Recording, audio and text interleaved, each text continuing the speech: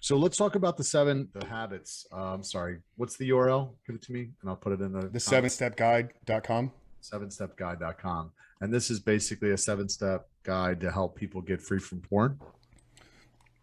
Yeah, so the way that I frame everything that I do, and it's a philosophy that we built the entire coaching off of, is that in order to overcome your addiction to pornography, you must become the man that is no longer addicted to porn. And I put a lot of emphasis on that word becoming, because I think that is where there's a massive identity change. So it's a lot easier to change your identity than it is to develop a new habit. And when you understand that everything that we're doing is to take you through this identity change of how you see yourself showing up in the world, then what I do begins to make sense. But yeah, it's the 7-step guide to creating a life without porn. There's not a lot of tactics in that book about what do you do when you're triggered? What do you do when you feel the need to masturbate? It's go through these processes to begin, or go through these steps to begin the unwiring and rewiring process. So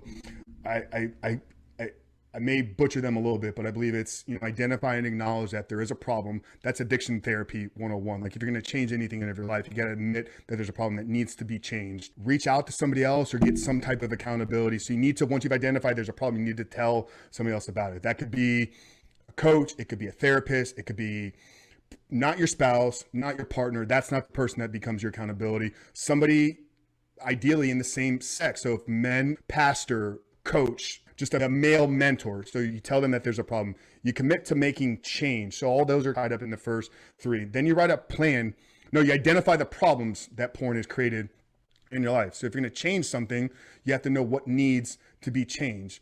If we're having a problem with pornography, but the porn problem is really manifesting in our ability to get out of bed and go to work or go to the gym or create meaningful relationships, then we don't fix the porn problem and all that stuff solves itself. We begin to attack those areas while at the same time addressing porn. So we got to identify where the problem has been. Then we create a plan for our life after pornography. So get clear. And that's where I said faith, fitness, finance, family, and freedom. So we break everything down into these 5 pillars that I believe if you've tackled those and are succeeding in those 5 areas, then you're gonna have a successful life. Then there's fasting. And then the last step is just self-belief, because none of this works if you don't believe that you can do it, or you don't have the confidence that you can succeed. So I think I butchered those a little bit, but those are the 6 or 7 steps. And people can find that at the 7stepguide.com. Yeah. Okay, awesome, man. It's a free resource. Is it free? Mm-hmm. That's great. Free. Love it.